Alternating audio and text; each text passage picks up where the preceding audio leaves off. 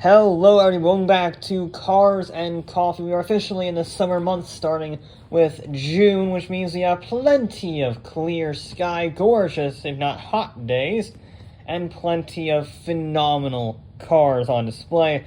This month's show was no exception, with some special guests brought by the open house from LBI Car Sales, sort of a luxury car dealership, as in the type of dealership that casually has what looks to be a Porsche 911 GT2 rear wing just lying around in storage, as one often does. So they had their open house today with their showroom on full display to us peons, and they had a little car show which included the Volvo P1800 and the Alpine A610 Turbo. So we'll see them sprinkled throughout this video as we go along, which explains the scenery change. But let's start out strong with Alfa Romeo.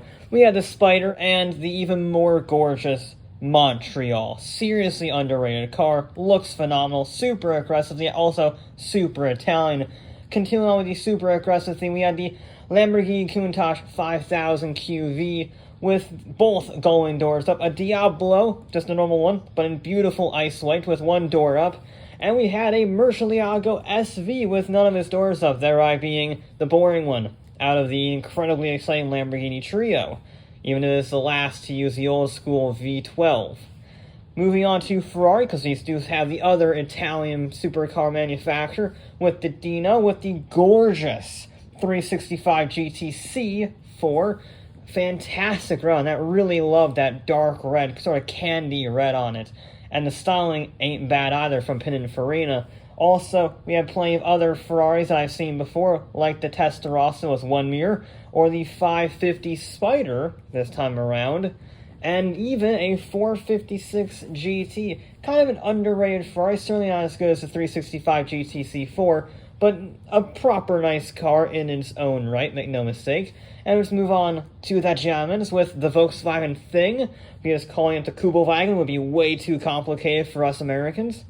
And really, it was a tale of two halves. There were the other German manufacturers like BMW with their 2002 Tii, or Mercedes with their 190e touring car, and the pre-merger AMG, I think it's the 500e. So there were sort of random German manufacturers dotted around. And then there was Porsche, who had a lot of vehicles on display, including this phenomenal-looking 928, and quite a few 718s. These are the two racing variants from IMSA. And then you compare that to the GT4 RS, which looks eerily similar in design, just goes to show how much of a road-legal race car the GT4 RS is. But as usual for Porsche, the 911 is the real shine today. Not only with plenty of cool variants in its own right, but lots of rare ones, like the 964 Speedster, one of the original Porsche Speedsters. And even with the stupid US mandated light on the rear, it still looks absolutely gorgeous, even if it was a little difficult to film inside such a close quarters area. But we also had the new 911 Speedster. Not as good of a color, I gotta be honest, but I kind of like the look of this one more. I know it's a bit of a hot take, I don't know. Now this looks like a normal 911, but if you pay attention closely to the wheels and the rear ducktail, you will see this is actually the brand new Sport Classic they released late last year. It's got the Porsche Heritage badge on it and everything, and it looks really damn good in green. British Racing Green looks surprisingly good on a Porsche, as it turns out. Speaking of the British, we're kicking things off with equally fast machinery, the McLaren GT in the sports car class. And then there were the Lotai. In this case, both of them were gray, as it turns out. They didn't plan that either. They were at the separate shows. But yeah, both Lotai, the Evora and the Elise, were gray. Not very creative on the color department, but I guess that's par for the course for the British.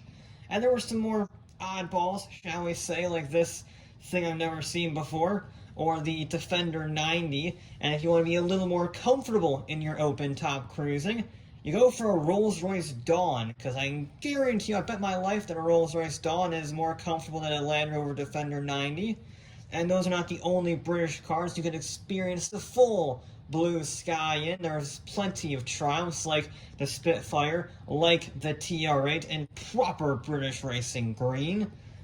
Not to mention the likes from Morgan or Jaguar, in the sense that the gorgeous E-Type was on full display with its straight six, nice open for the world to see.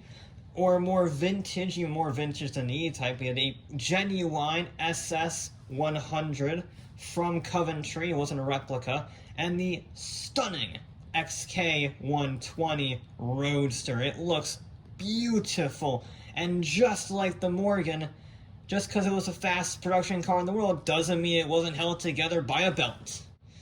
Only in Britain, what can I say?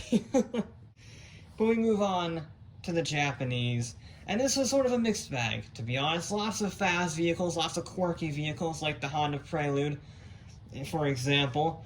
So sort of a variety, if you will. There wasn't one dominant brand, one dominant type of car. So you had Honda Integra Type R coupes with Subaru WRX estate cars.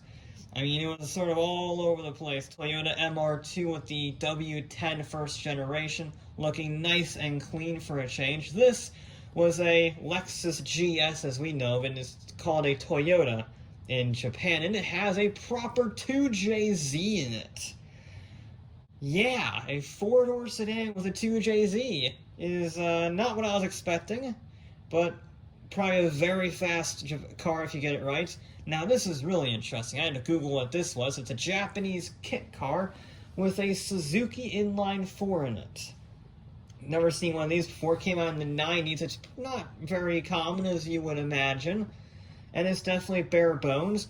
Or you could go more luxurious with your kit car route, and it started out as a Mazda MX-5, and was not an MX-5 anymore. In fact, it's about as far away from an MX-5 as you can get. It can even be a single-seater. It's a fantastic little Bauer catfish. Never seen one of those before, and I think it looks awfully nice, especially in that single-seater version. But we finish off with the Americans. And they had, this was technically a vintage car show, which is why we have the 1920s Chevy pickup with the umbrella in the back. But as you can see based off of this show, there wasn't much in the pre-war era, certainly as much as I thought there would be.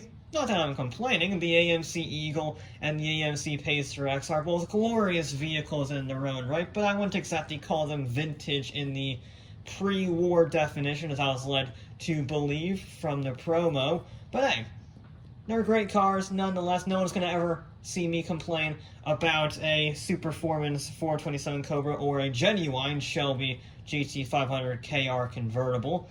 And although people make fun of it, I am a softie for the Merkur XR4 Ti because it's basically a Ford Sierra, but it has two wings on the back instead of one. And of course, we finish off Ford's department with the Celine S7 in gorgeous candy apple red. Although not to be outdone, in the gorgeous department, the Chevy Corvette C1 in, I guess, nautical blue, if I got a word, equally beautiful in a different way than the Celine, but still phenomenal nonetheless. There were plenty of classic Chevys, although again I wouldn't call them vintage, like the El Camino, like the SS454, for example, one of the largest engines ever put into a Chevy. Good to see a few SS454s in attendance, but Dodge really had the best in show. Not only did they have a super clean Dart, but they had not only a 68 Charger RT, but they also had a 68 Charger 500, just so you could see the differences between the NASCAR homologation version and the normal everyday production version. Very cool to see those two. Although in terms of race cars, I don't think anything beats this. It's not technically a Dodge, instead it was badged as a Chrysler for its motorsport endeavors in Europe. The Chrysler Viper GTS-R, but not just any Chrysler Viper, the number 51 that competed at and won the GT class at the 2024 Hours of Le Mans. I've seen the 1998 Viper, but that was behind a curtain and behind a barrier. Being able to get this close looking into a genuine Le Mans winner is something I will not forget for a very long time. A truly special moment. I have to thank LBI Limited for, they didn't sponsor this, by the way, I should make that note. They didn't sponsor, but I had to thank them for having the open house so we could see such phenomenal cars so close. And just looking at every little detail of these absolute legends. And well, it's going to be hard to top this one, but I think the next show won't disappoint either.